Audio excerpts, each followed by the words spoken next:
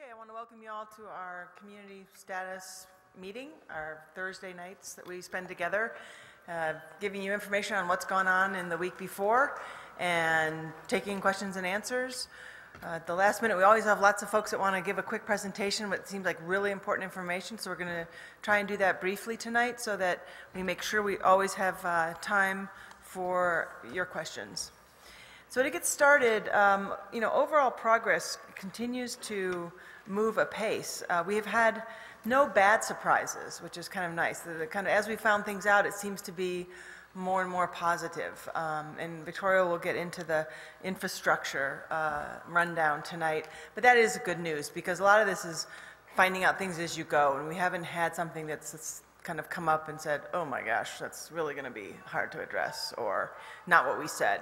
So we're still pretty much on track overall. Staff in Town Hall is focusing on the public infrastructure, security issues, the things they directly manage. And it's a critical moment, because we now have our FEMA team working with them. They have worksheets they have to fill out for every single piece of public works that needs to be done, needs to be costed, and there's a very tight timeline for that. And so we're now in the real game of getting things budgeted and scheduled, and what's eligible and what's not. So we have kind of a full focus in Town Hall on those issues. At the same time, we have a great deal of activity that I'm going to go over quickly on kind of community mobilization, on the things that Town Hall isn't immediately addressing, like the private sector, the business recovery stuff. And tonight I want to talk a little bit about the individual and family assistance programs that are kind of being organized. I want to thank Foothills United Way.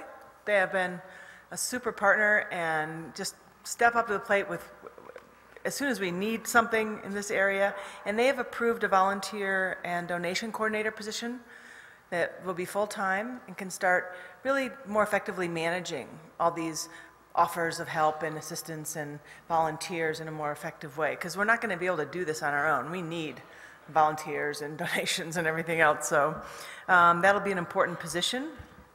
And the other thing since last week that has kind of gelled is the Human Services Working Group.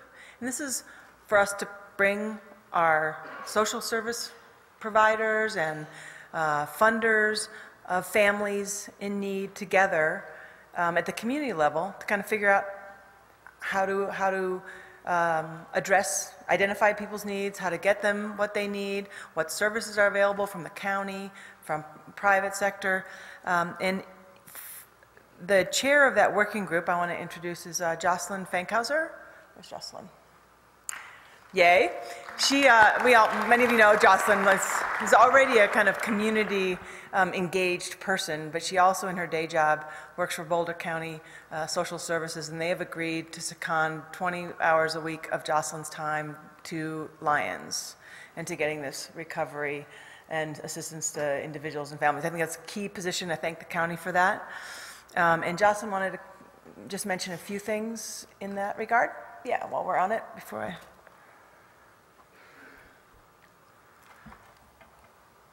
And to introduce you to her, because she's going to be a key person to run down. Yeah, exactly.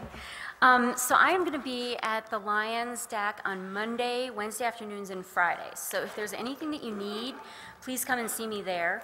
Eventually I have some cards and all of my contact information, but it can be found on the Boulder County website as well. The Disaster Assistance Center that is set up in the elementary school now. There is one. FEMA is set up there, as well as the Small Business Association, and I'm not sure who else. But there will be other people that I will be bringing there, such as Catholic Charities is going to come. That was one of the announcements I wanted to make. They are in Boulder at the Sacred Heart of Jesus Catholic Church tomorrow from 10 to 4, and if you need assistance, please go there and talk with them. They are also helping with long-term assistance, so not just helping with gift cards right now, which is what they're doing, but they will take an application, and I also have handouts that I'll leave up here. So long-term, if you need rental assistance, if you need help getting a washing machine, any sort of issues, they will assign case managers, and they will be helping. In addition to that, the United Way is issuing counseling vouchers, and I have those. So if anyone has a counseling issue and you have your own private counselor and you want to go see that person, you don't have to go to the mental health center, which they're having open hours. That's another flyer that I have. You can get a voucher from me, and that voucher will pay your counselor. That's extended to your children as well. I've already given out quite a few of those to families whose kids are kind of struggling and they wanted them to go talk to someone. So see me for those, and I'll also have those at the DAC. I have a flyer that talks about the drop-in hours for the mental health center. You can go there 3 times for free for individual counseling as well, and I'll leave that up here on the front, and I'll have them at the DAC. There's a stack right there. Oh, perfect. And I've also put together, and the county has started to put together an entire resource guide. So this is the start of it, and I will leave that up here as well. So feel free to pick up a couple of those. Has addresses for places like the R Center where you can get clothes and food, Precious Child where you can get food and clothes, things like that. So I'll leave those up front. And by next week I'll have cards so you can pick them up with my phone number. Thanks. Thanks, Jocelyn. The other thing that we're putting together is in response to this fear that we have that our community will be forever changed, that people will not be able to come back that have lost their homes or their mobile homes, and that somehow Lyons will look and feel different, not in a particularly better way. And this fear has been kind of fueled out there, and so the Board of Trustees talked about it at our Monday meeting. We want to take immediate action on this. We've set up an affordable housing and neighborhood recovery working group. We have the kind of objectives fleshed out, and so I just want to announce that in case people are interested in serving on this. We have, as its main objectives are to ensure that there are affordable housing options sufficient to retain economic and creative diversity in Lyons, respond to the affordable housing lost in the flood, and to provide opportunities for those who were displaced.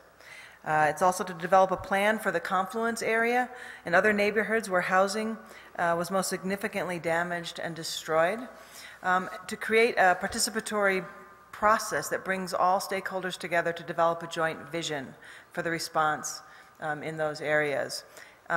Immediately to assist property owners to navigate the reconstruction process, all those questions about floodplains and FEMA and advocacy with insurance and that kind of thing are immediate needs of the group. But over the longer haul, the objective is to get sufficient housing and community space constructed and reconstructed within a time frame of 2 years to address needs from the flood. So this group is going to be action-oriented. We've put in a quick grant request from a foundation through the Boulder Community Foundation. We're waiting to hear back on some facilitation and technical resources to that group, and that will get up and running. We want all of our most hardworking, best creative minds placed on how to recover in the heart of Lyons, in those neighborhoods. So we're serious about it, and if anyone's interested in giving time, please let me know. We're putting together that working group. On the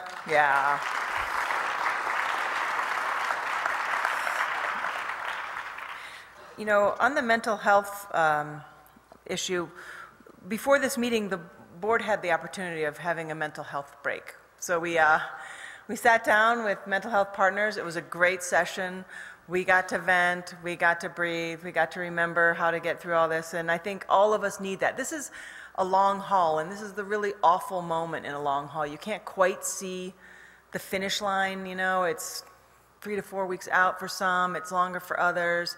You're still deep in it, and it's getting irritating. I think we all know that. We're tired, we want to be home, we're managing displacement in many ways. So I just want to advocate for remembering the mental health aspects. And I'm the worst. I mean, I do texts at 4 in the morning. I don't sleep. And I'm giving advice I don't take.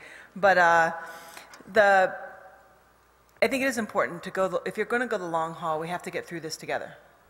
So we have to preserve our own energies. We have to preserve our own families. You know, our families are bearing, up here, are bearing the brunt of the hours that we're putting in. And families are all bearing the brunt of a lot of displacement. And we need to keep our staff sane. They are doing a tremendous job in impossible circumstances. But just as you're wearing down, they're wearing down. You know, we're all going through this together. And I think we know we need to conserve our energy for the most important tasks. So that means that, you know, the town hall where you stopped by and kind of chatted with the front desk and, you know, just walked into Victoria's office, that town hall is not there right now.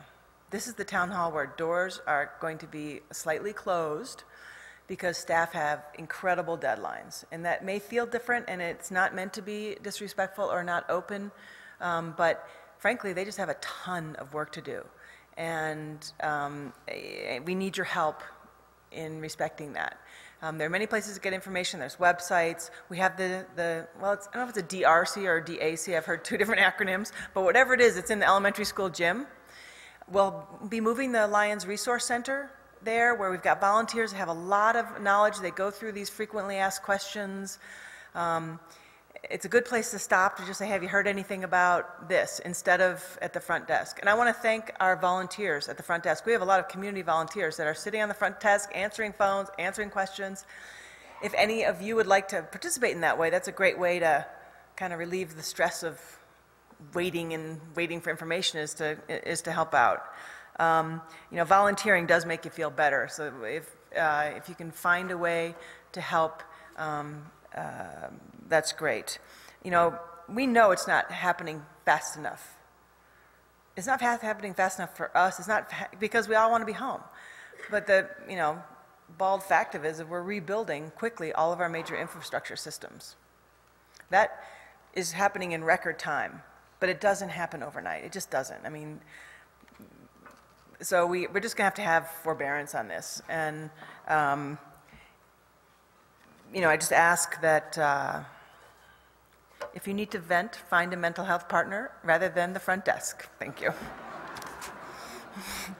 It felt good before this meeting, let me tell you.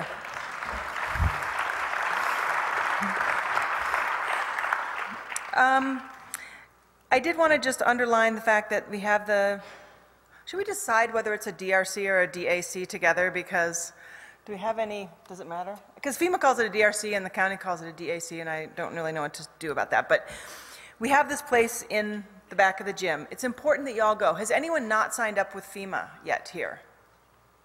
Well, you don't have to raise your hands, I guess, but but FEMA is here, and they can sign you up tonight. And the reason it's important is not only for your own well-being, and there are many different aspects. Like, you go through once and you don't realize there's like 4 other things that FEMA can do for you. So stop back, just touch base. But the more visits we have, the longer we get the local service. If we don't have people going in, you know, they'll close it. That's the way it works. The more FEMA registered people we have, the more money we get at the state level, because they work on the aggregate numbers. So it is important that you kind of register with FEMA and visit the DRC and the Community Resource Center. We have Cedric Willis. Where's Cedric? He's here tonight from FEMA, individual assistant. So after, you can go to that corner, and they can get you registered or answer any questions you might have about the individual assistance program.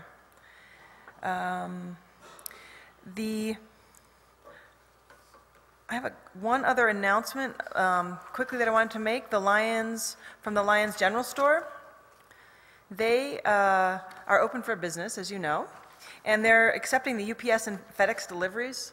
And today, Hano asked me to let you know that they are getting deliveries dropped off for inaccessible homes and areas. So they've got lots of boxes there. Feel free to call or stop by. As the parcels arrive, the recipient will be notified, and arrangements may be made at that time for pickup. it's kind of a long email, but there's a no charge for retrieving parcels the same day as notification, and a $1 per day per parcel thereafter. Understanding that most residents are possibly far from Lyons, the general store understands special arrangements may be required. But space will quickly become an issue, so please understand they must start charging the daily fee the first day after missed commitments. And if it's there longer than 5 days, they can't keep it. They have to send it back to either UPS or FedEx. So we do have UPS and FedEx delivering. If they can't get to your house, check out the Lyons General Store.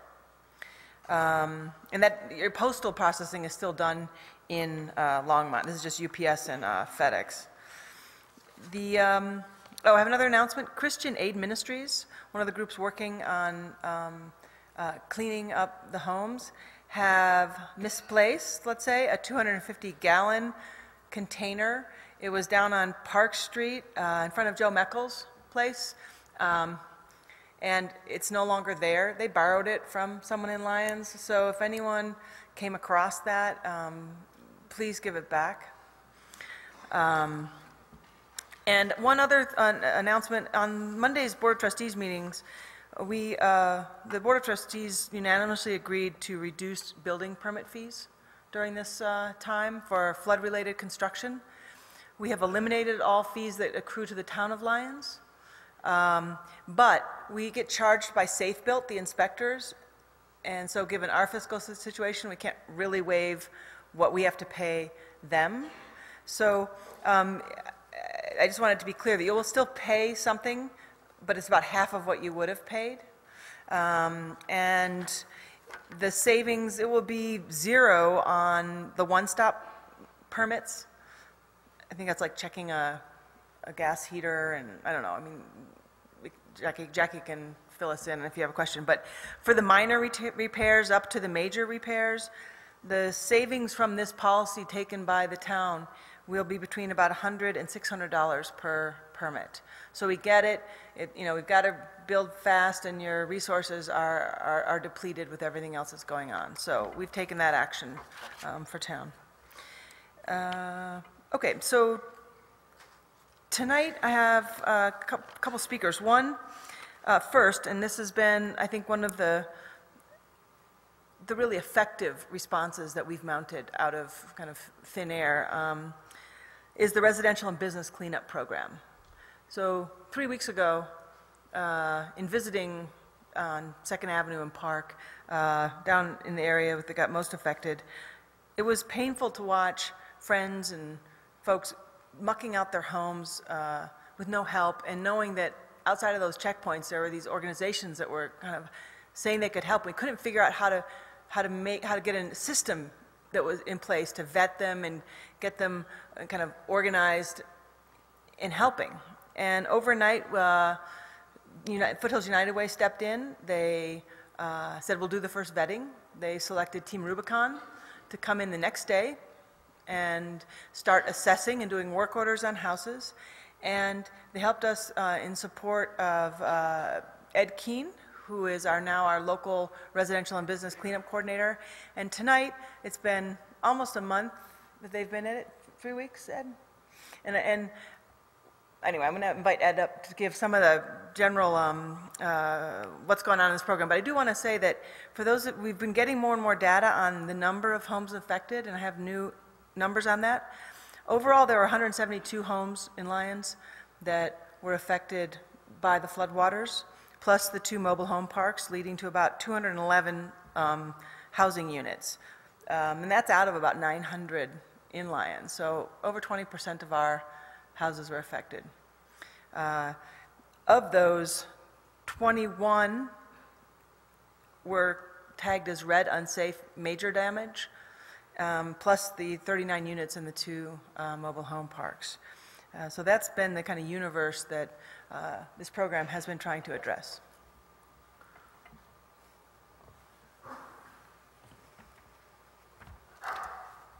Thank you, Your Honor.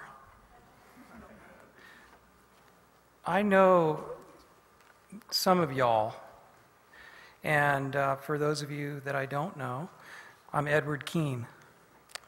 As Julie said, the United Way accepted my offer to select and manage volunteers for both residential and business cleanup of our disaster and assist with debris removal. So I think most of you have seen folks cleaning up around town. Is that right? How many of you folks are the 211 approximately where your homes have been flooded or destroyed or something in between there? If you guys know any of the folks that, that's happened to them, and we'd kind of like to get in touch with them and see how they're doing. If they're not coming to these meetings and they're out there and they're scared or they're wondering what's going on, we'd like to talk to them about so we can help them with some of the other groups that Julie was describing. I think there's still incredibly homes that haven't been touched yet. I saw one today on Park Street, and we're going to get on that tomorrow morning. So before I talk about what I really asked to speak about, I wanted to add a new thing that we're trying out. It's called winterization. I'm calling it volunteer winterization assistance, because it's not done by professionals. The folks we have are volunteers from all around the country, all around the world actually, and they're not professional technicians who are specialized in winterization of homes.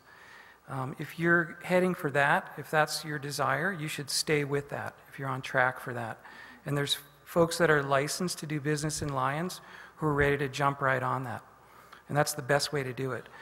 I don't really want to go into a lot of detail about what that program is, and I'll ask you to not ask any questions tonight about it until you've read all the information posted on the front page of townoflyons.com. That's your local government, our local government's website.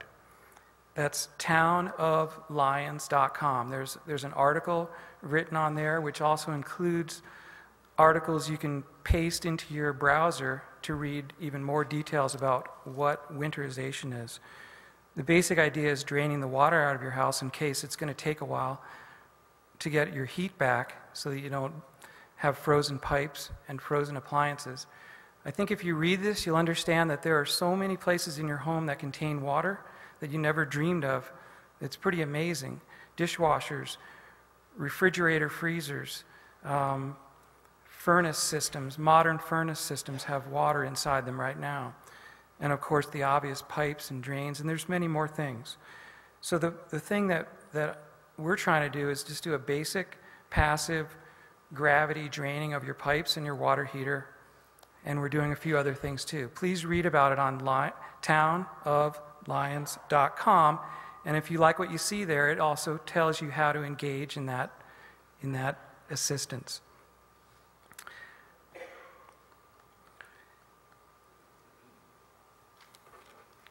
So you guys have said you've seen the cleanup that's going on. It's some of this stuff is amazing. You've seen the contents and finishes of some of our homes stacked out in front, piles or walls in some cases of debris that are going a couple of blocks long. And now you've seen the debris management folks with amazing trucks with big claws putting it into a pile and taking it away. I heard a story of 40 volunteers from one organization who spent 8 hours removing 5 feet of mud from the inside of a beautiful home on Apple Valley Road. So every day for me has been this amazing experience of stories and seeing things firsthand that I never imagined. I started thinking about that one. How did they even get inside of that house to begin shoveling it out? How do you get the front door open? It's kind of a bizarre thought. Anyway, I could go on and on and on. And we are gathering statistics that some people are fascinated by, and FEMA is certainly going to be very interested in, which helps tremendously with the cost that we're all going to have to pay collectively at the end of this thing. Every hour that a volunteer spends working on our cleanup is going to wind up as a credit against that cost. So for those of you that have been wanting to volunteer, we're trying to get everybody involved. We have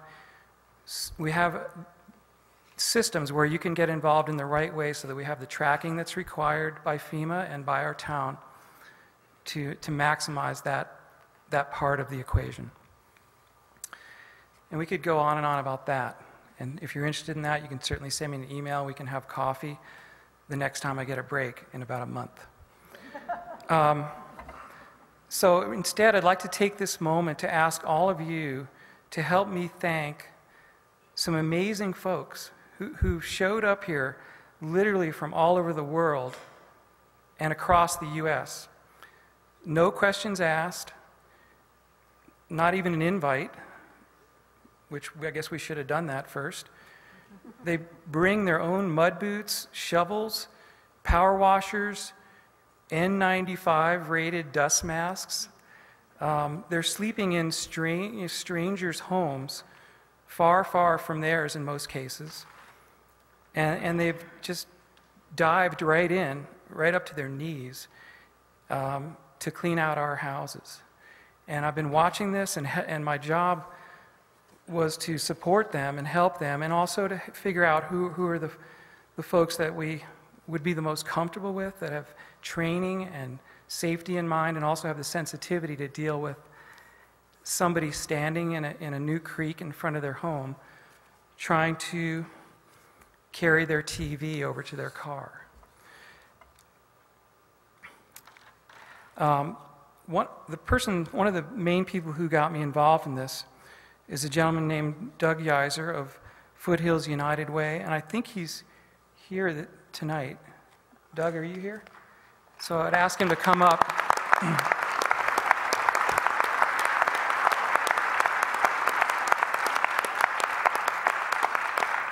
And so I wanted to take this moment again to ask all of you to help me thank these incredible people. Doug, thanks for the...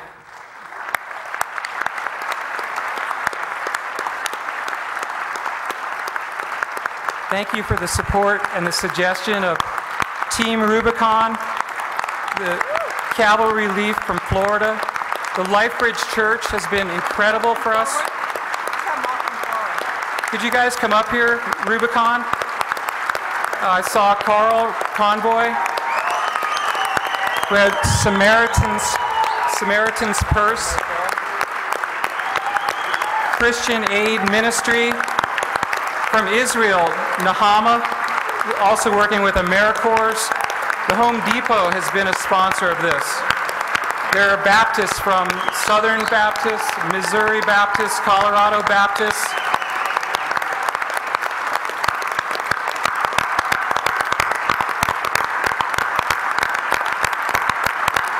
Thank you, Kurt and Mary Jo from Sarasota, Florida, my hometown.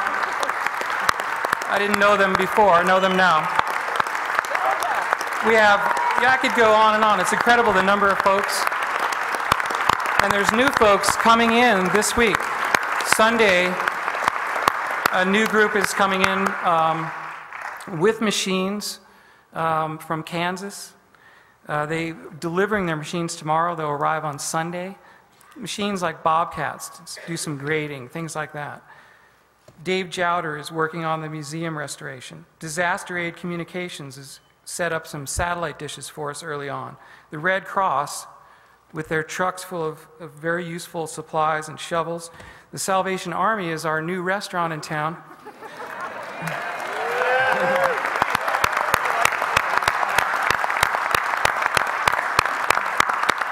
And thank you, Panda Express. There was a week of amazing bliss of amazing food there for a while.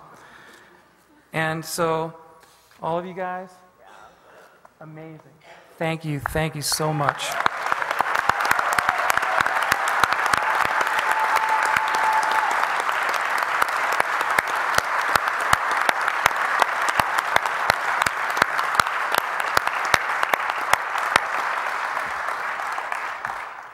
I want to just echo what Ed said. It's been amazing to see, and we couldn't have asked for more support. I mean, the cavalry came. We called, and they came. And you dropped your jobs. You've left obligations at home, and you volunteered to come into our community and help us in the most important moment of people putting their lives back together.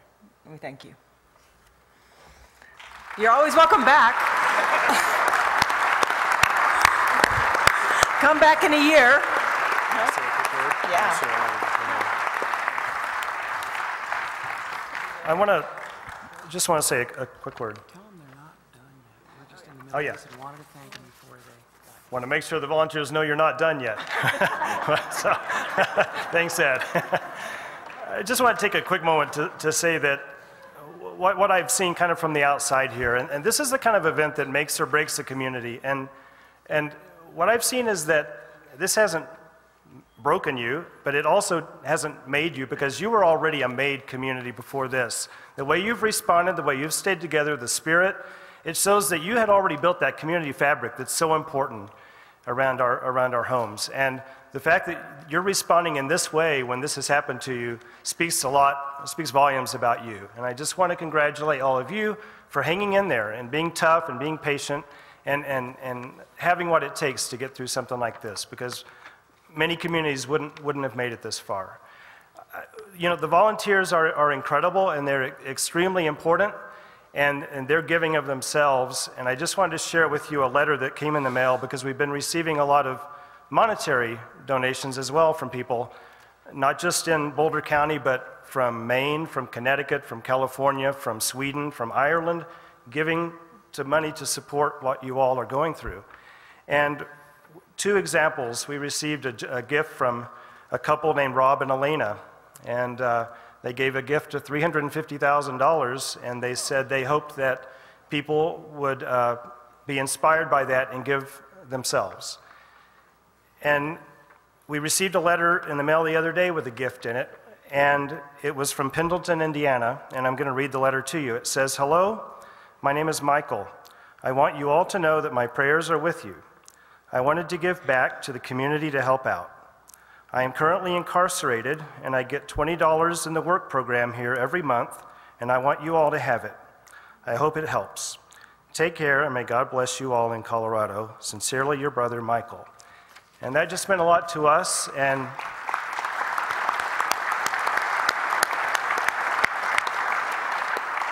I want you to know that there are people out there pulling for you and supporting you and wanting you to make it through this, and I know that you will. So thanks very much. Oh, and your support's been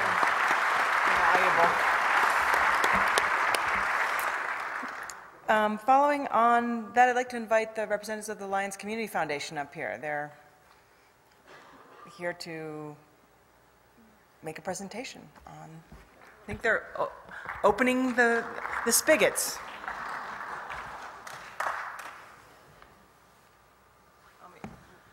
This is Liz Early and Christy Cope. Hi, everybody. I'm Liz Early from the Lyons Community Foundation, Christy Cope. And the Lyons Community Foundation and the Lyons Community Basic Needs and Emergency Fund have come together to form an advisory board called Rebuild Lyons. So here's what we're doing. And the full name is Rebuild Lyons, One Life at a Time. And that name is very important to the goal of this campaign. And that is that we want to focus on individuals and households. So grant assistance is going to be available for individuals or households of individuals that work in, live in, or own a business in Lyons, in the greater Lyons area. We are going to be able to do grants that will vary from $200 to $5,000 Per grant. per grant.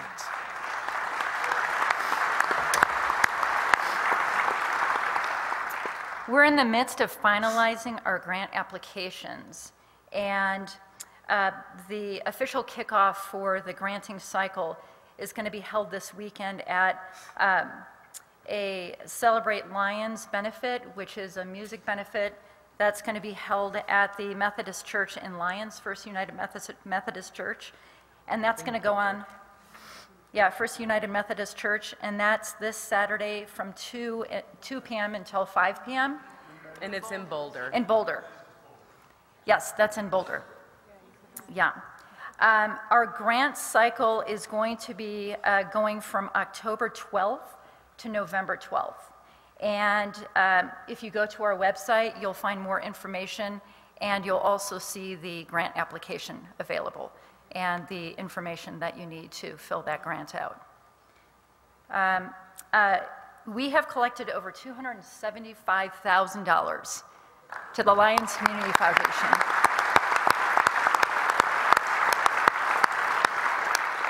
And those funds are going to go towards Rebuild Lyons, One Life at a Time.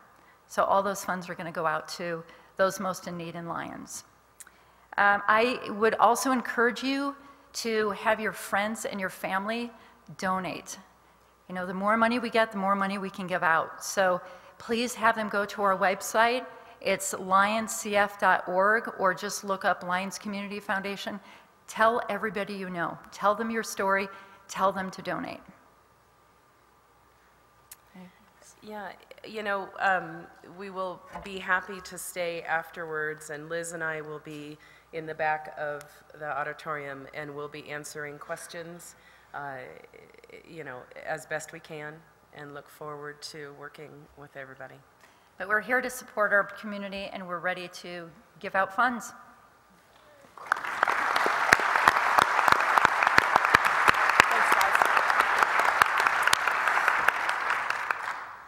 Is Hillary Hall here? Oh, Hillary. The Boulder County Clerk and Recorder's here with some ballot information.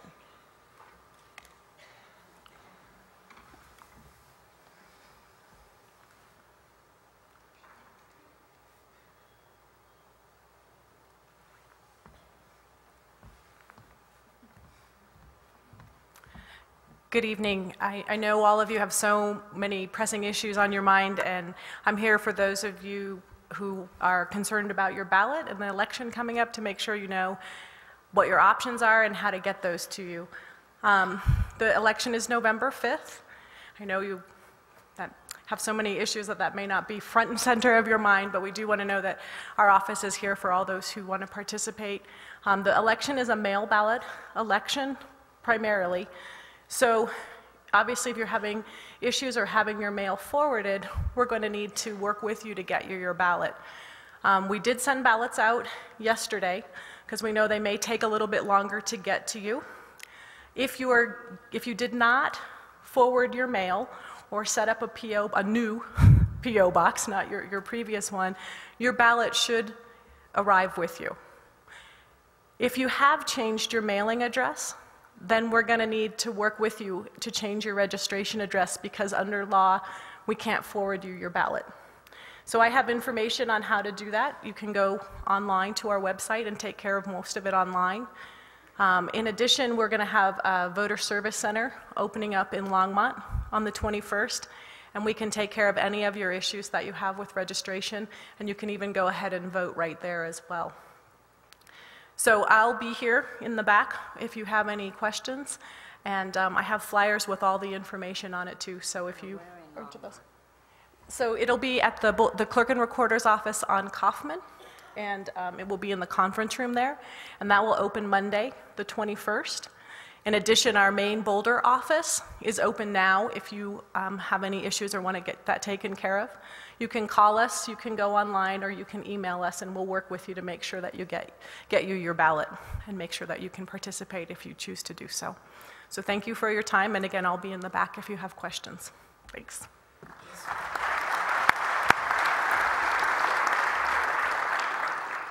We also have here tonight a representative from the Colorado Energy Office that wanted to just say a few words. Come on up.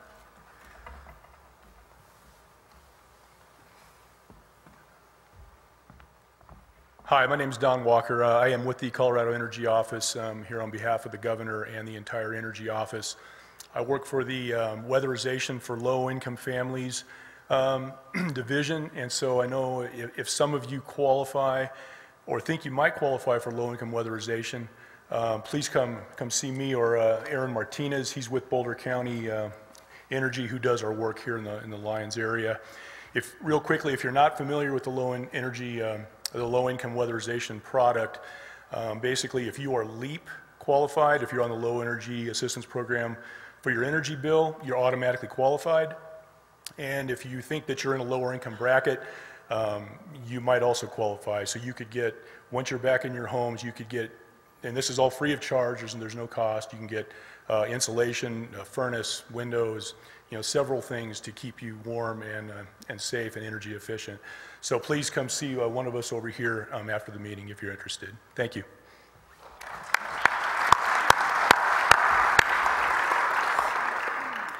Okay, let's get back to infrastructure, shall we? Victoria, you want to?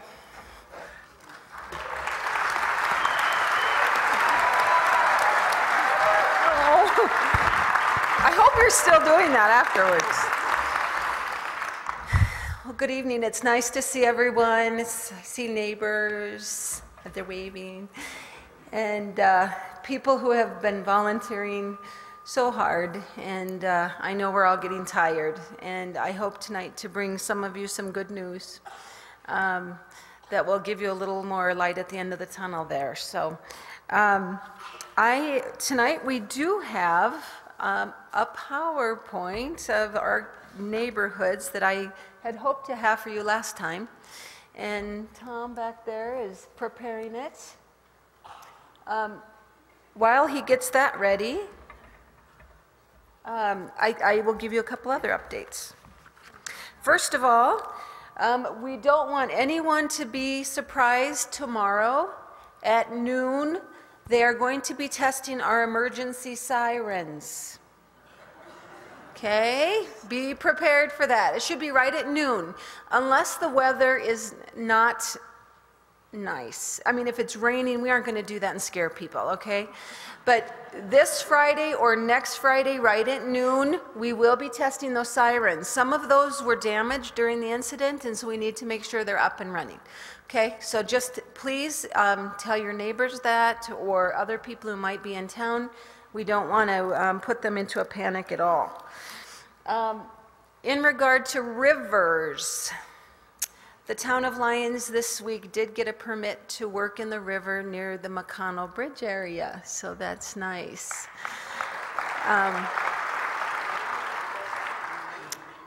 We continue to work on getting the entire river corridor through town permitted.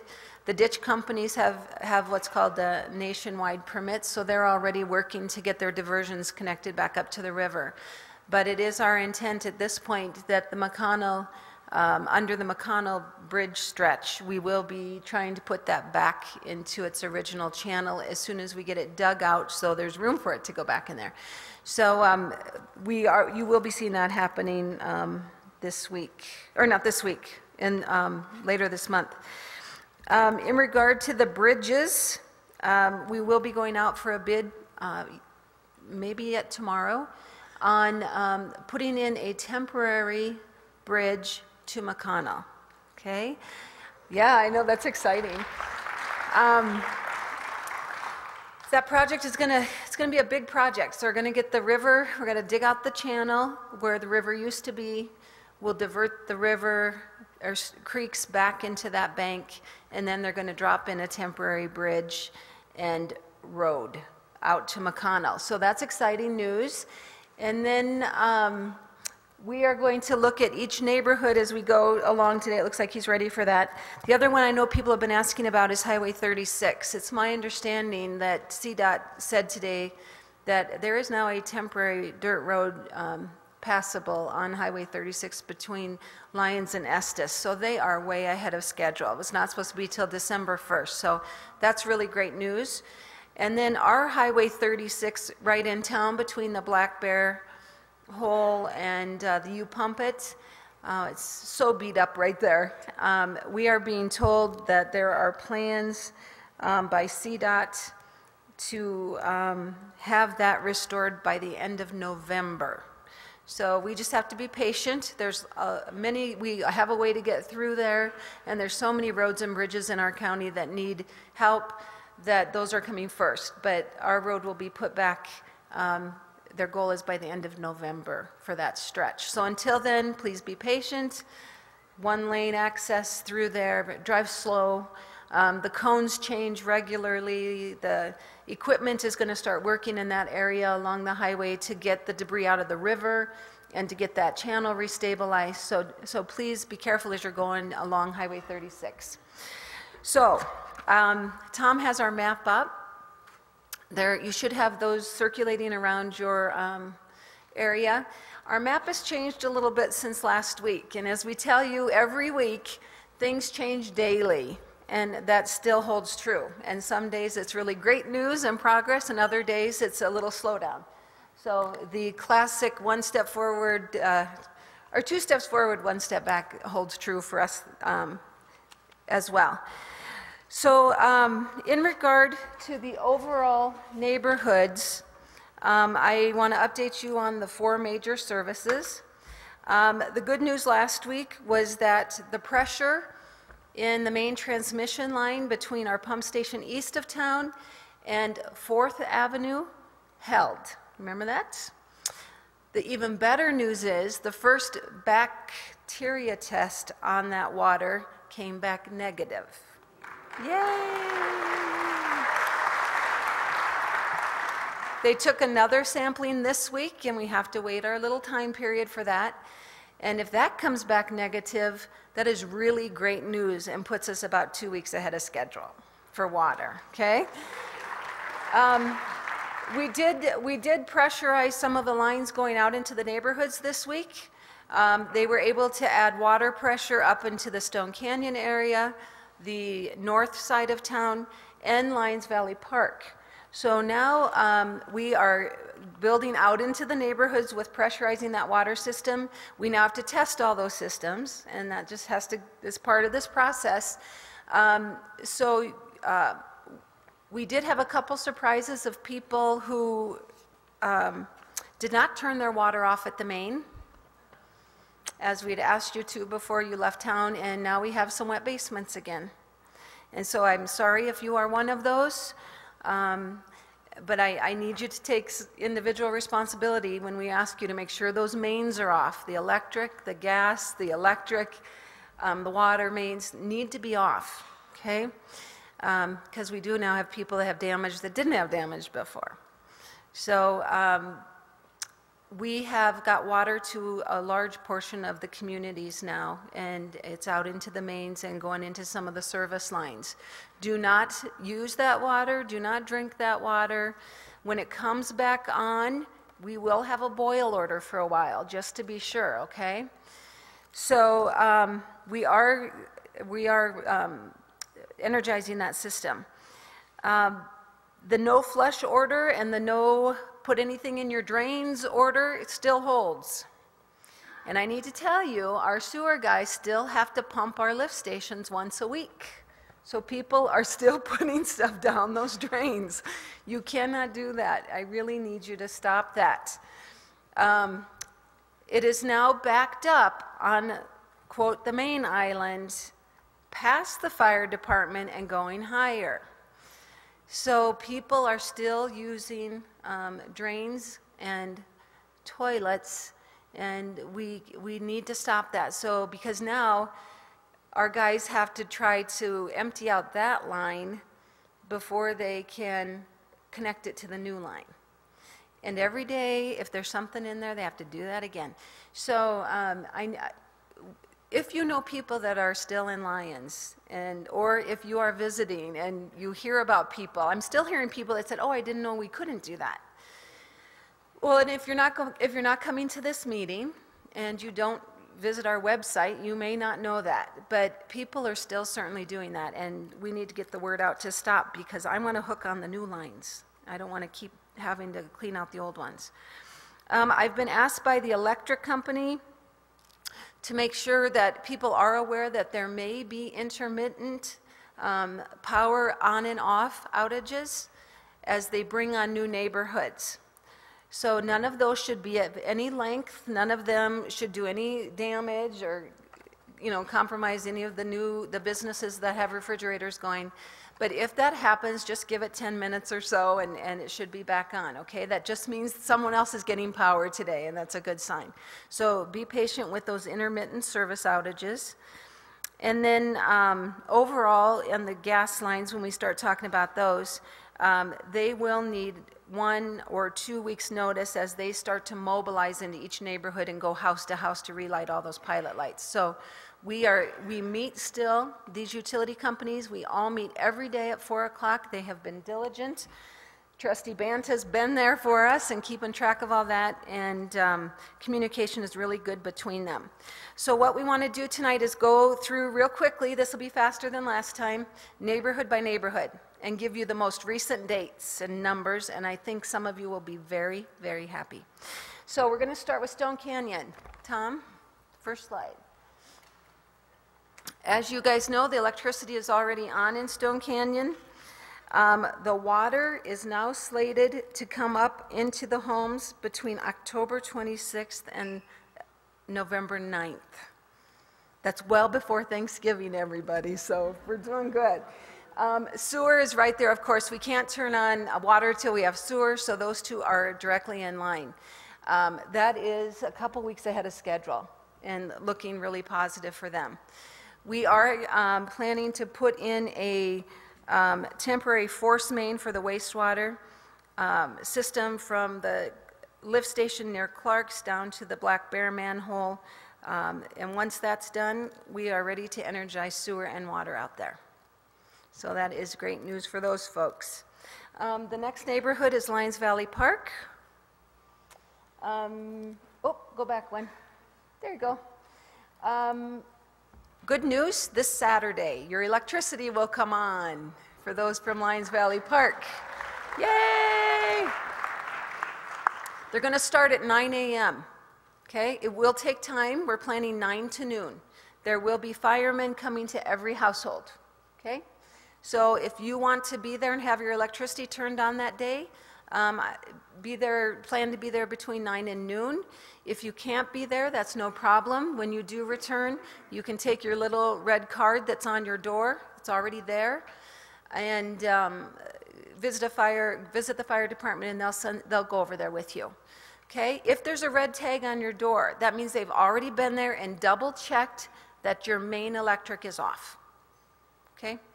So these guys are in the same scenario as Stone Canyon now with sewer and water. We were very fortunate to find out this week that there are 2 water mains that lead to the Lyons Valley Park area. One of them through 2nd Avenue was destroyed, but the one that snuck across the back west of McConnell survived. And so we are looking at them being 2 weeks ahead of time, and hope to have you guys home before Thanksgiving. So that's a good sign. Yeah. The next area we're going to talk about is the upper north side, or the upper elevation. This is a section we've changed. Last week we just called upper north everything north of Main. This week we've had to split it out into 2 sections. The upper elevation north are those homes up on the higher elevations, Vasquez, Horizon, Steamboat, Mountain, and Longs Peak. And electricity there is already on. It was turned on last weekend. How's that going for everybody? Is that good? Yeah, good. Find the positive things, that's good. And we are looking at the collection system for the sewer plant to be on around the same time the other 2 neighborhoods we just talked about, so by November 9th. If the pressure holds, this is the issue with the upper north. We have the ability with our temporary water to get water into the system. We don't know at this point how heavy the pressure will be in those upper elevations. So as they are working on these temporary lines, they are working on strategies that could be booster pumps to those areas, okay? But the main thing is to get the water out to the majority first, and then we're going to work on that, okay? So the plan right now for the upper elevations is that we will have water in the lines by November 9th, but we may have to wait for full water service, such as showers and toilets, until a couple weeks after that. Okay, that's kind of where we're at. You'll probably have water coming out of your drains and stuff like that. You'll be able to flush toilets with water that you pour into the tank, but you might not have really great pressure to take a shower. All right? Yeah, and that one we will know more next week, because the companies that are bidding on these projects will be out there and working, and the lines will be connected, and they'll start running pressure up higher. So I think that's a good news for them as well. And once those two things are on, the gas is ready to go. So that neighborhood as well should be able to see Thanksgiving dinner at home. Yes. The water will be there and available, but I can't guarantee the pressure in that water. Yeah. So you would be able to go home, though, if you wanted to pour water in the tank of the toilet and use it. You should be able to do that by then. Okay. The next neighborhood is the north part of town. These guys had electric turned on this last weekend. And they're also sitting in a very good scenario to have water and sewer services by that second week of November. Okay? The next neighborhood we want to talk about is the West 5th area. Now this is the neighborhood that consists of Ewald and Prospect and Miley and who am I missing? That's about, okay, and 5th. This neighborhood has a little different scenario than those that we've already talked about, and we mentioned this last week. We are needing to isolate what we've been calling the confluence area off to be able to get services up to these higher altitudes.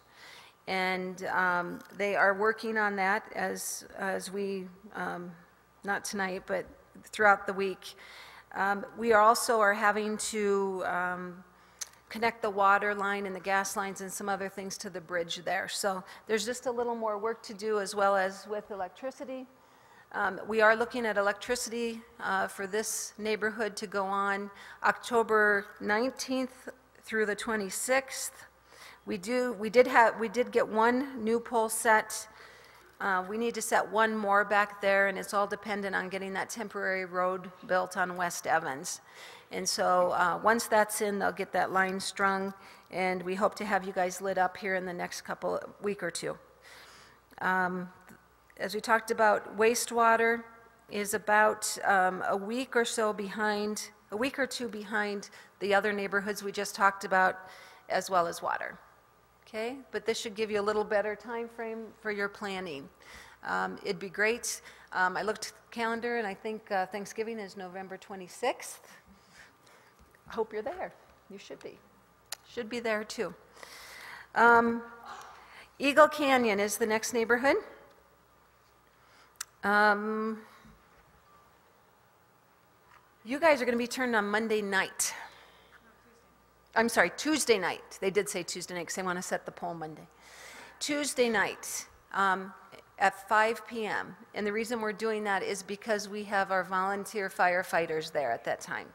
So there's enough people there to go house to house and not have to wait for another weekend, a whole week later. So for those that this will work for, you can, if you can plan to have someone there at 5 p.m., we'd like to get you energized up in Eagle Canyon.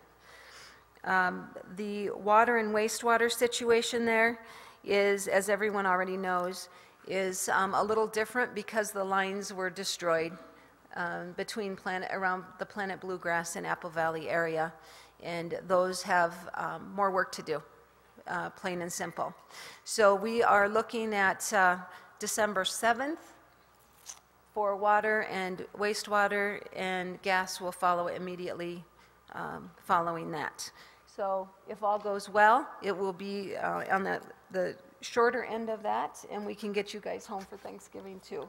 So again, as the mayor had said, the more you can allow us to just be there and work all day and not get in the way of the construction and not be diverting staff's attention and time for your individual issues, the sooner we can get everybody home. And I think we're doing an amazing job. And next week, I'd like to bring up the staff and the contractors and let you thank them, because they have worked hard to get everybody home by my goal I set for them. So that's kind of nice. And I really appreciate the work they've done, and we'll try to get Eagle Canyon home just as soon as we can.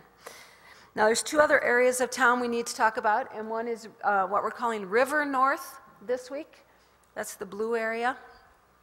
These are homes that were also along the river and impacted, but were not as impacted as the confluence area. We are looking at putting on electric there next week, and that's going to be house by house. We have lots of lines. The main lines might be in, but many of the lines, service lines directly to the house, were impacted, and those are going to have to be addressed house by house. And but we feel really confident the majority of homes in this neighborhood will be able to get up and running on electricity next week. The gas line is pretty much ready from Evans Street and north, and the main south of Evans will be worked on in the next 2 to 3 weeks. Yeah. Excel is, like I told you last week, is doing an amazing job for us. They've decided to, while this area is open for construction, they're going to put all new gas mains in and new service mains to each house. So that will be nice for those folks in those homes as well. The water and wastewater, as you can see, is kind of the same time frame we're looking at for Eagle Canyon. And part of that is because we're also completing our capital improvement project in this neighborhood, which was tearing up Park Street to replace the water mains, the sewer mains, now the gas mains. There'll be new electric service in that area. So that neighborhood will just have a nice new set of infrastructure, although it will take a week or two more to get it in place. I think it'll be a great improvement to that overall neighborhood. And then the confluence area is our last neighborhood that we want to talk about tonight. And I was telling the board, I feel so terrible because it feels like this is the neighborhood we should be trying to help first. And but unfortunately, the repairs are not as easy in this neighborhood. And so we've been blessed to have all these different crews in here helping people get their homes ready. And we are going to do our best to get some basic services to them as soon as possible, and looking at the potential for electric service. The electric in this area really wasn't damaged as much as the water and sewer because it was overhead. And so we are looking at electric service to be restored to them. Again, it will be somewhat house by house, but over the next 4 to 6 weeks. And the water and sewer mains 6 to 12 weeks. And again, as each week goes by, we'll be able to fine-tune that number a little bit better for those folks. We are getting on, Tom, I don't know if you can go back to the overall neighborhood picture or not. No, that's fine. But I think what you'll see is that the majority of our town will have all of their services back here before Thanksgiving, and that those hardest hit areas are just going to be out a little longer, but maybe not all winter like we'd originally thought. So that's kind of my infrastructure updates. I would entertain questions on infrastructure only right now. Yes? Apple Valley, that's outside the town limits. But I can tell you that we are planning to lay a temporary water line. It will be laid on the shoulder. It will be covered with dirt and barricaded to try to prevent vehicles from hitting it. And with winter and plows, it's going to have to be protected really well. But the way that we are able to get water and sewer to the rest of the community is by laying that temporary line. So I fully expect they'll be laying that line here in the next week or two. Yep. Other infrastructure questions? Water, sewer, gas, electric.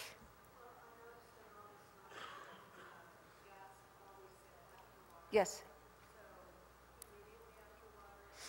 The question was, I noticed on all the slides that gas is after water. And as we have said since the very beginning, that we are not comfortable and energizing gas lines without having full fire protection. And Xcel has reiterated that it is their policy not to turn on gas until there is fire protection. And so we're holding with that. What they have said is if we can do it neighborhood by neighborhood, because they're going to have to send a person in every home and light every pilot light. It will take a little bit. So as long as they're at the table and they know it's scheduled, it will be usually within that week that sewer and water are turned on. Okay? I'm trying to think, there's something else about that. Sewer and water, or gas, anything else? Oh, all of your gas mains are currently locked. They will stay that way until Xcel turns on the pilot lights to your appliances and verifies that it's safe to be there. Oh, I know what it was. The fire department this week did get, last week we talked about some extra fire protection measures. You'll see that those are in place. We now have the sump pumps placed in the river along the Black Bear Hole area. And what's the other one, Sandy? We wrote that down today. They're placed along the river, and now they are starting to place those 20,000-gallon tanks. There'll be one up on Vasquez for that neighborhood. There'll be one up in Stone Canyon, and there will be one up in Eagle Canyon. And those will be placed, if not yet this weekend, early next week. So that's a kind of a in-between fire measure until we have water in the hydrants ready to go. Oh, the first highway bridge on 36 has one of those sump pumps. Oh, and the former McConnell Ponds area for the LVP neighborhood. Yes? The tank up in Eagle Canyon, nice deal, but it leaks. And if you're paying rent on there, I just want to let it leak because I measured it 2 gallons to 3 gallons. Wow, okay, I'll let him know that. I let them know that. Oh, you let him know that? No, it leaks. Okay. And it's still filling it up. Okay. It's 2 gallons a minute. It's quite a bit. All right, thank you for that input. Yes? Is there anything that could delay the schedule? Absolutely. Lots of things can delay the schedule. People get sick, the weather, equipment failure, pipes don't come in as planned. Yes, that's why we're giving you a window. Where the late date on that window is arranging for contingencies if that happens. The early schedule is if everything goes well. Yeah. Yeah, and we've tried to update you every week and give you up-to-date current numbers as we get them. But yeah, there's certainly lots of things could happen. I know that they had some problems today doing the gas line and one of the sewer lines. Here's a visual for you. The storm drains, we've started blowing out the storm drains. And they are so packed with sand and silt and rocks that it took, for the one drain that runs outside of the front of Town Hall down to the river, was 3 dump trucks full of sand and silt. And it took 2 jetters from both angles just to make a hole this big. And then they started doing it manually with men. And I mean, it took an entire day to do one storm drain. And so they felt that was really critical to get that done in case it rains tomorrow. And we don't want Town Hall flooding again after it was just dried out. So, this is just very intensive manual labor, and we thank people for the teams that are helping the homeowners, because we see how hard it is on our infrastructure with big equipment, and these guys are doing it all with shovels, and so we appreciate that. Yes, we've got a couple of questions back there.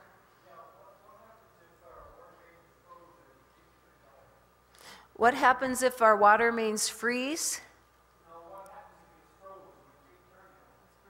Oh, well, it shouldn't be frozen yet, so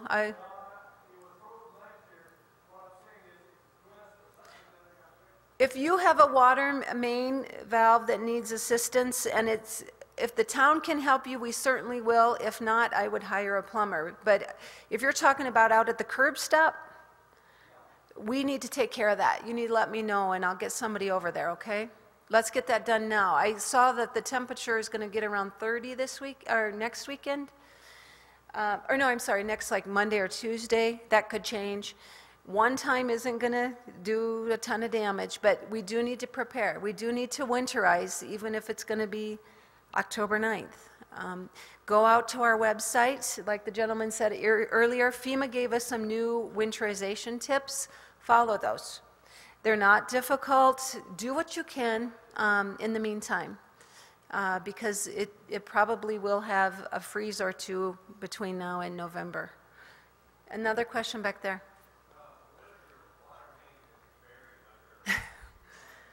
Yeah. If you have that situation and it's safe to dig it out, I would suggest we get a hold of some of our groups that are willing to help and dig that out. And if the water main or the stop is damaged, the town can repair that. Again, get us your name and your address so we can get going on it now before it's too late. We did have some homes down in the confluence area when we started to charge the water lines that the water heaters had been taken out. And the mains hadn't been turned off because they were under 4 feet of sand and the water came pouring through the house. And so that is going to happen unless we can get that main off. So, okay, that was you, okay. It was your house.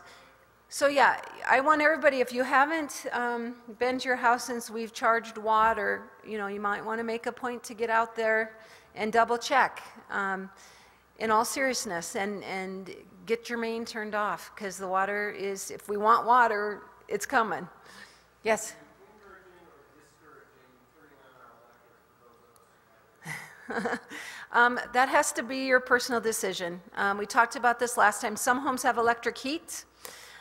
They certainly want to turn theirs on. And other people who have checked with their insurance companies have said, don't do that while you don't have full fire protection or you may not be fully insured.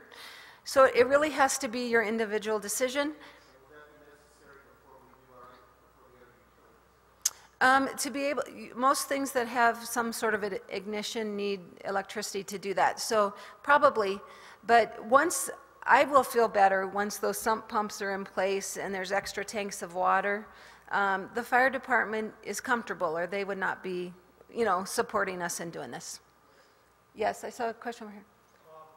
The problem between 4th and 5th Avenue with the water, yes. is that addressed, or what was the problem? The problem was a valve that blew out through it. So this week we've had support from Denver Water again, Westminster Public Works, and Aurora Water, Metro.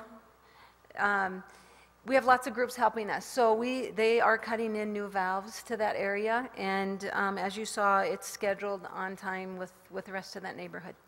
But they did identify what it was. Yeah. Yes.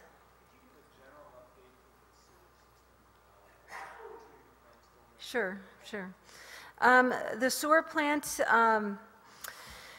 is moving along. They have energized it, and it is doing its job, trying to get back into action and growing the necessary, quote, bugs to eat the sewage, eat the bacteria, and that's just a time process.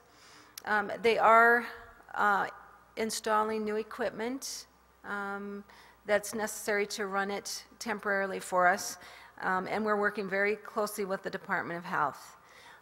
They are coming out regularly for both the water and wastewater system to ensure that we're not doing anything before a permit's issued and those sorts of things. So it's up, the system is up and going. The collection system is not yet connected, but it's going well. It's coming along as planned. Yes. Yes. It hasn't been all the way sorted out, but the section through McConnell is done with some berming from material that's already in the stream. And so we've gotten permission to do that piece. And although that will be costly, it's not, you know, the tens of millions to do the whole St. Vrain Creek system. But that group, I think they met today. There's another group meeting Monday on streams. So that's moving along. Everyone understands the importance of doing that before spring runoff. Other questions? I see another hand back here somewhere. Oh, yes. Yeah.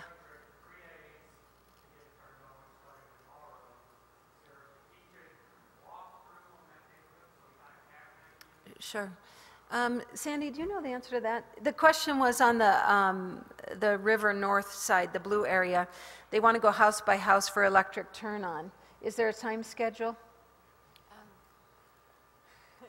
You can talk. Okay. Hi, I'm Trustee Sandy Banta, and I've been working with Roger of N-Line on this information. And the undamaged homes north of Evans are already turned on. They're working on everything access from the Park Street alley, which includes, that will be between 2nd and 3rd. And it includes the south side of Evans Street and the north side of Park Street in that block. They hope to have on by tomorrow if they don't already. And then the south side of Park Street between 2nd and the highway and that 2nd Avenue alley are the ones that are house by house basis. There were some poles knocked down, and they're trying to right those poles and have that up by early next week. But if you're in the 2nd Avenue alley, he said you need to contact us and say that you want it and are able to accept it without causing a house fire or structure fire. So it's sort of starting north and heading south. And please, because it is a house-by-house basis, we need to hear from people what they're... How would you like them to do that? What do you think is good? Why don't you send an email? Yeah. How about that? Send an email. Tell them to send an email. Get notified. Where are you located? He's on 2nd. With the On the alley? He said he could do it if you are ready and you need it. All righty, I'll let him know. It might not be tomorrow morning, but I can let him know and possibly by Monday. Why don't we, if people are in the room that are like that, why don't they tell us tomorrow and we meet with him tomorrow at 4. We'll make arrangements for the next day. Okay, thank you. Yeah. If you are in that neighborhood and are ready and want to be turned on, if you'll let me know that tomorrow by email, and on the subject line, you know, leave me an exclamation or a flag or something. We'll see him again tomorrow at 4 o'clock, and we could arrange it maybe for the next morning. Okay? All right. A couple more. School's coming back. They have not heard this latest update, and so I think they're going to be pretty excited. They were planning to not move until over the winter break, which is mid to late December. And so I will meet with, I'll probably give Rick Ring a call tomorrow if he's not here tonight, and let him know what we're looking at. And I'm sure they'll make a decision and an announcement, but I don't know that. He doesn't know this most recent information yet. So keep posted. They're so good at communicating with us. We'll let you know when they know. I have one more back here, and then I'll come over this way.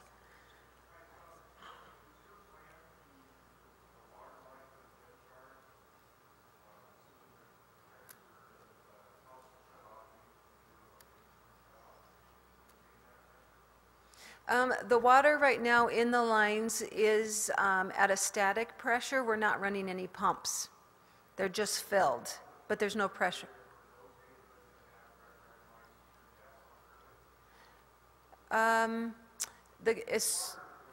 No, because I have to have sewer. I have to have sewer. I can't turn on water and have it not go to a line connected somewhere.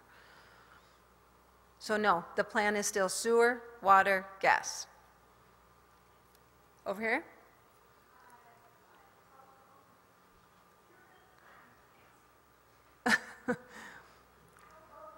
Bless you. We'll come back to you, okay?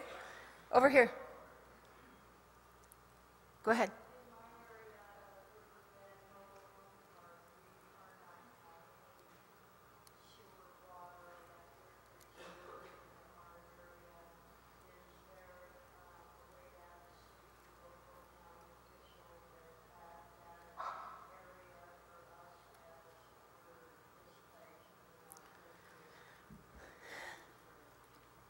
The question was about the Riverbend Trailer Park area and its future, pretty much. It's my understanding, I've talked to that property owner. Yeah, and working with him, you know, he is the owner of that land, so it will be his decision if he's going to open it back up as a trailer park or something otherwise. Okay.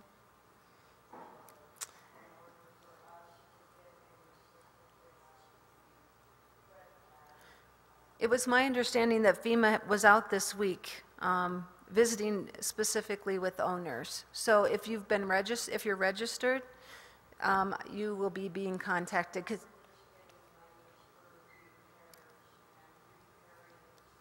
an option, yeah. Continue to talk to the FEMA folks. Now we have a disaster recovery center in Lyons now, and you can get some really good one-on-one time and attention there. I would just continue to go there and try to get your answers, okay? But I have heard that FEMA is on the ground out there and has been issuing checks to folks. So I think it's probably waiting for that call from them. I have one more back here and then I'll come forward. Yes?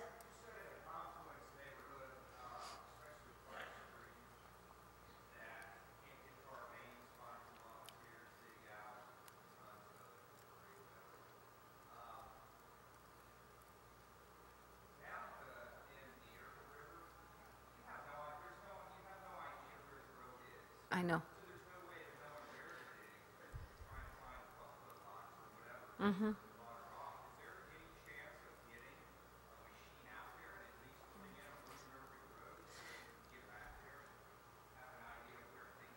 Yes, the goal is to get the debris out, and they're working on that as we speak, you know. So once the debris is out, we will bring out locates, try to locate what we can underground utility-wise, and we'll go from there. Okay? The debris is being removed this week. As we're on the topic of debris, the debris coordinator is saying that the contract that Lyons is under with Boulder County right now, they would like your debris curbside by 10 a.m. in the morning every day. If you know, their goal is to get out there by 10 a.m. and start picking up. They are scheduled to go through October 18th. And then Lyons will have to extend our own contract with them because that's when they'll be done probably with other areas in the county. So debris needs to be curbside. It has to be in the public right-of-way to be picked up by the public. Okay, I can't go on private property and do that and have it covered by our claims with FEMA. So it needs to be in the public right-of-way and curbside, and preferably before October 18th if you can. Otherwise, it may be there a little longer. All right, I had a question here, Louis. Yes.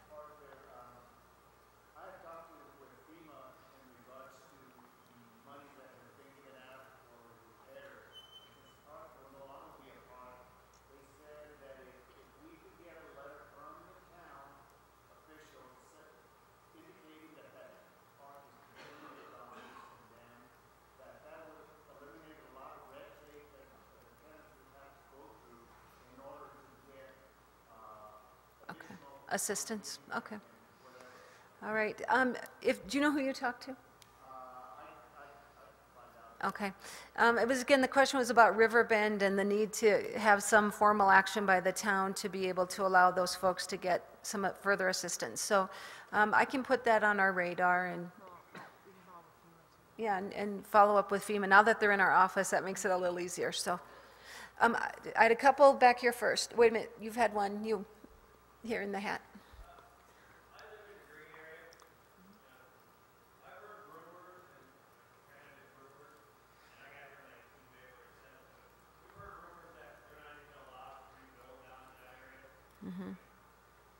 Those are rumors. The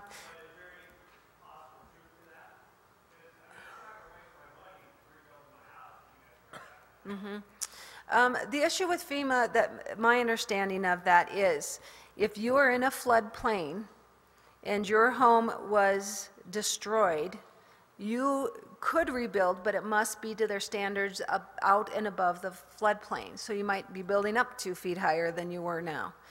If you are currently there and you can make repairs and you can still get national flood insurance, then you can stay. So there are teams of people, again, that I hear are out on the ground now for folks that live in the floodplain, that they will do an assessment with you and determine if the structure was substantial damage or not. And that means, substantial damage means that it is more than 50% of the value of that home to rebuild it. And if so, then all of the current standards will apply. So again, it's so very case by case. I hear lots of people planning to stay, fix up their homes. If they can do that, that's great. We want to continue to have housing options available for everyone. And in some cases, they may say you can, but it's going to cost this amount to build it up higher. And that may prevent some people from being able to build. So, you know, again, it's a very individual situation when it comes to homes in the floodplain. I would talk to one of the FEMA, who's over there? Yes, the insurance? Yes. Over there, the guy in the shirt, Ron. Ron Landsberg. He's now, we've grabbed him and he's now in Lyons, so he's a floodplain and flood insurance specialist. We've also been told that if you do have to bring your house up to compliance with your over that 50%, there's an additional payment, like $30,000, I think it is, to if they have a flood policy. So it's kind of complicated, and my answer is find Ron, and he can help you. Okay, you guys, we're at 8:36 already, so a couple more questions. If they're individual questions, why don't you hold them? If you think they're pertinent to more than just you, ask them. Far back, jean jacket. Cell phone service? Oh, telephone service. CenturyLink specifically, or all phones? Is CenturyLink here? Is that okay? We have a CenturyLink representative, and there's been a lot of issues about dealing with phones being transferred and suspended, and I think. Yeah, come on up. Sure. And we're hoping to get someone from CenturyLink to the recovery center. Oh, they're there? Okay. That will be very helpful. Would you introduce yourself? Thank you. Good evening. My name is John McCormick, Director of Government Affairs. First off, let me say I'm very sorry. I've heard a lot of horrible stories about how we've treated our customers. I'm very sorry for that. But I've also heard some real good stories. Let me start off by, we've been providing updates to most of the government officials between Clear Creek and Morgan County since, I don't know, when the first one came. I don't know, we were out of email until. You were out of email, yeah. I don't know, it was early on. We continue to provide those. We will have a new one out tomorrow with a new special number for people who were impacted. And I will provide that. And we'll get it on the website. Thank you. Again, I'm very sorry. I've heard some bad stories, most of them from our own employees, and I've heard some from customers directly. Let me give you an update as to projects that are in progress. Construction is in progress to restore service along Ponderosa and Stagecoach. Construction is in progress to restore service to Pinewood Springs. Extensive testing of the cable has been completed. Several sections of cable have been replaced and respliced.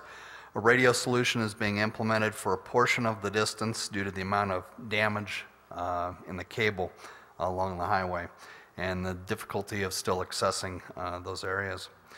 Construction is in progress to replace cable to the River Right subdivision also. In the Big Elk Meadows, the area is inaccessible at this time. Projects completed. Commercial power was lost to the switching facility in Lyons. We were on 12 hours of battery and then did get a generator up. So thank you to FEMA, National Guard, who helped us through, police, sheriff. That was very important for us and for you. The generator was installed, and we did pull it off once commercial power was restored up there. It's up on the hill. You call that City North? Town North? Town North. Just north of Main Street there.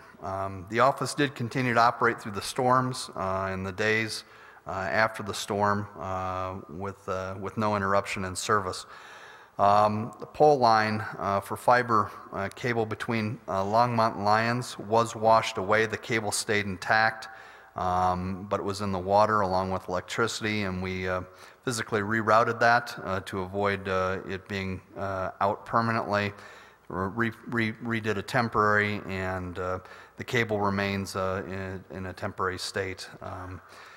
We did reroute it to again avoid losing service because it was in jeopardy, and service was restored to the city offices.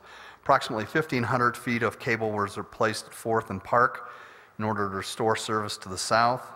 Approximately 2,700 feet of cable was replaced along Apple Valley Road in order to restore service to that area along Blue Mountain Road. Service was restored to the CEMEX plant and surrounding areas. That's the update that I was given from Linda Blackstone, who's our Director of Construction for Northern Colorado. I don't know if there are any questions or how. Why don't we have anyone who has a specific question for John find him after the meeting. It's really good to hear there'll be a representative at the Recovery Center, because we've all grappled with these billing and transfer issues. And thank you for the investment you're making in getting the systems back up and running in Lyons. Yes, ma'am. And I appreciate you coming here tonight. Yes, and there are 2 people. Oh, wait, there's 2 people in the back. You want to raise your hands? In the outside. Oh, in the outside, 2 that can help you. So I just want to finish, and I know the security and the checkpoint is a question and issue, and Kevin Parker's here tonight to finish us off. Finish us off.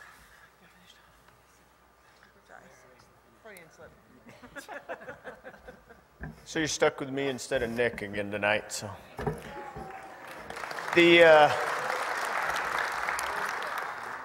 I do have to report that the worst crime wave that we're currently experiencing in Lyons is the flushers who can't bring themselves to walk down to the porta-johns.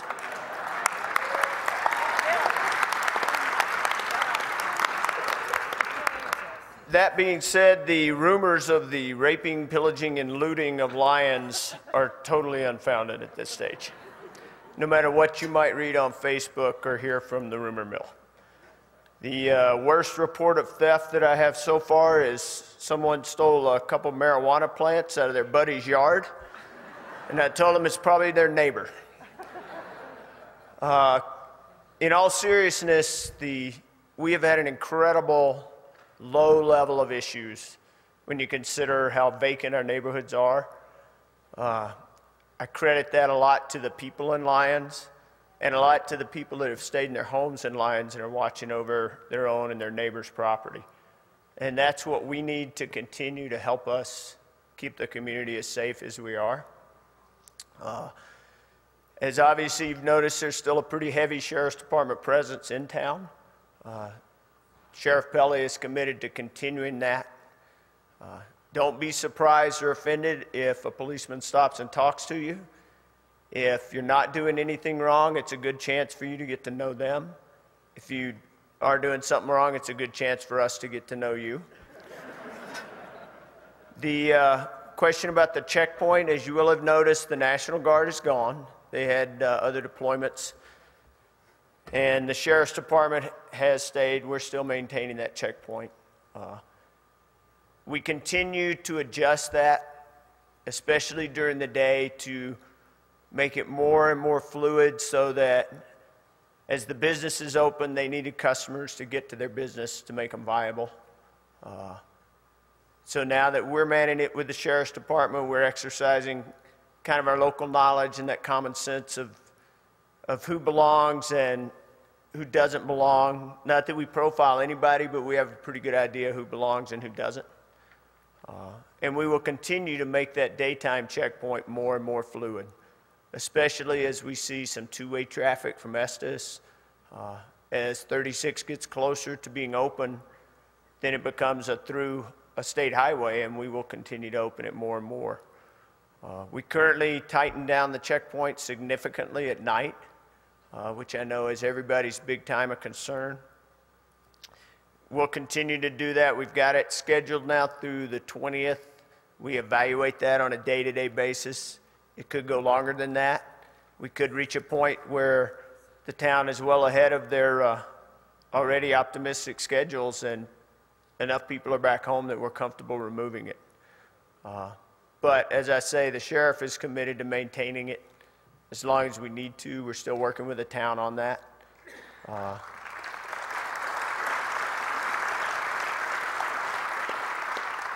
Don't get used to living in a gated community. But again, the level of calls and reports for issues that we have had have been incredibly low, significantly lower than we would see on an average day in the life. And that's a testament to the community and the interaction between the community and the Sheriff's Department. And I hope we can always maintain that relationship. I rely back on you again to help watch out for yourselves and your neighbors. We're not there to check that every contractor that comes to your door is reputable. Again, that personal responsibility goes out there.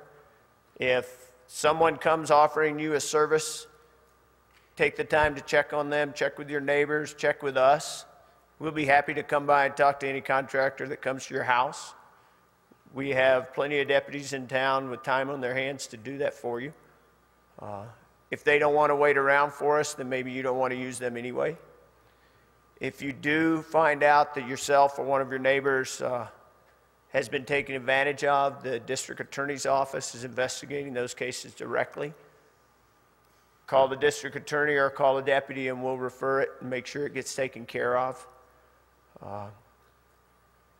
We don't police by rumor or Facebook, so if you know of a crime or you have a crime, you need to call the police, because if you grumble about it, we don't show up.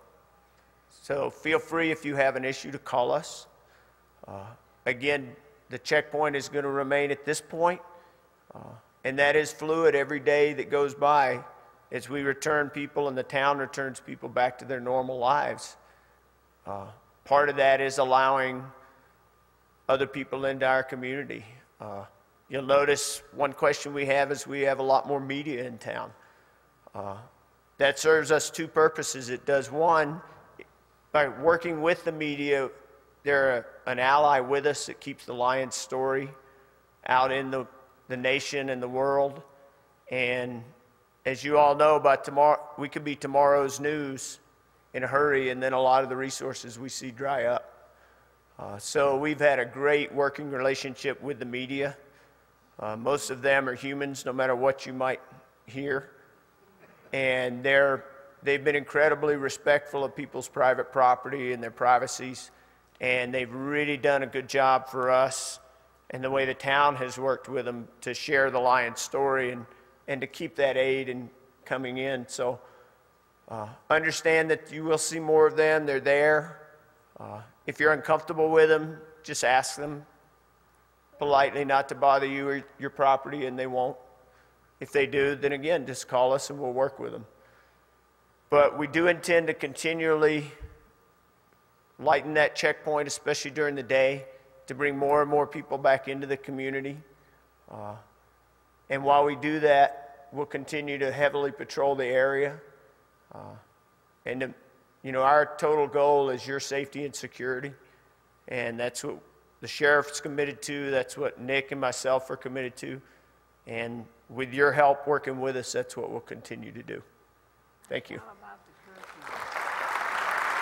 We found Miss Laverne out after curfew several times coming back from square dances. So after 10 o'clock, you need to be going to or from work or a school function, not roaming up and down the streets. Otherwise, we will get to know you and we'll give you a written invitation to come and visit us again. No, somebody went home early from the square dance because they're afraid of you. They ought to be afraid of me, Miss Laverne. That's the goal. Well, they did go home. Okay. Early. Again, the beauty of working with the Sheriff's Department in this community is we think we can exercise common sense. We have that curfew in place. We know the difference between someone that's had dinner at their neighbor's house and is walking up the block to go home and the person that's out there with more nefarious goals in mind. There have been a few curfew tickets written. I don't know exact numbers. But the day that we can't police your community with that common sense and discretion is the day that we probably need to do something else. Yes, Joseph. Kevin, could you address the solicitation from contractors? There's a balance. Technically, it's illegal for them to solicit door to door like they did after the hailstorm, but if they're, I mean, what should people do if they start getting solicitations? There is that balance. If someone's out hanging door hangers and aggressively soliciting, call us and we'll go address that individual. If there's a contractor working at Joseph's house and you walk into your house next door and he says, hey, let me give you my card in case you need services, that's Americans doing business. I think it again comes down to that common sense approach of what's a reputable, reliable contractor trying to build their business versus what's somebody that's out there going door to door, being a solicitor like somebody selling magazines out of a van. We want to address each of those complaints, again, in that same common sense manner. We're not out actively chasing them down the street to make sure they're not putting a sign in a yard. If they do put a sign in a yard of every house they're working on, that's legitimate advertisement. So we try to balance that same thing with that common sense approach. We need your help to make that balance as well. And I think all of us here, when you sit back and look at it on a level playing field, recognize the difference between a reputable businessman advertising their business and a gypsy contractor trying to get somebody to write them a check and they'll be back next week to pave your driveway. And I keep going back to that common sense, and it's what we rely on in our business to keep your community safe, and we need your help with that. If we spend all of our time chasing somebody down the street that's hanging out a sign, we're sure not going to be available for much else. But the one that's going door to door hanging the signs, then maybe we need to talk to. So we ask you again to help us, to help you keep your community safe. And so far, I think we've got a pretty good record of that, since most of my guys complain of the boredom of driving around and walking around town all night. But I'll have them watching those marijuana plants in the yard a little more closely now. And I'll be around if anybody has specific questions, as long as it has nothing to do with a rumor or Facebook or I heard this. All right? Thank you. Thank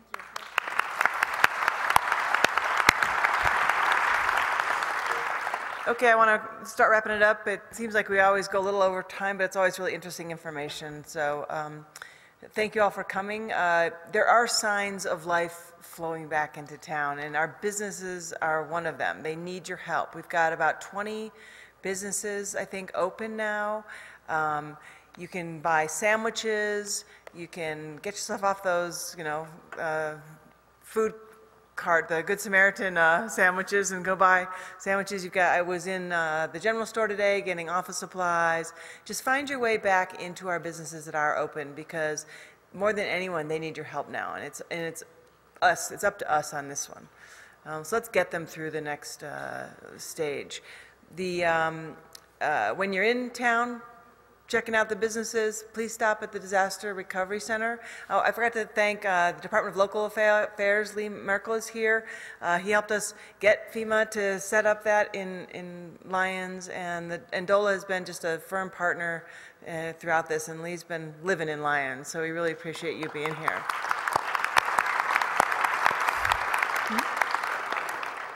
I'm sorry, I can hear you. Oh, and Don Sandoval, of course. So, the last thing I want to leave you on is a really kind of great sign of life in Lyons. And since my daughter has sat through this whole meeting, I want her to be one of the first kids to hear. We are holding the Halloween parade in Lyons this year on October 26th.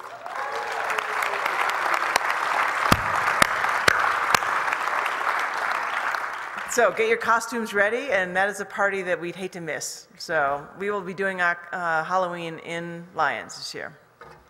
Thank you. Have a nice evening. Homecoming football game this weekend. 6 o'clock on Saturday in Longmont High.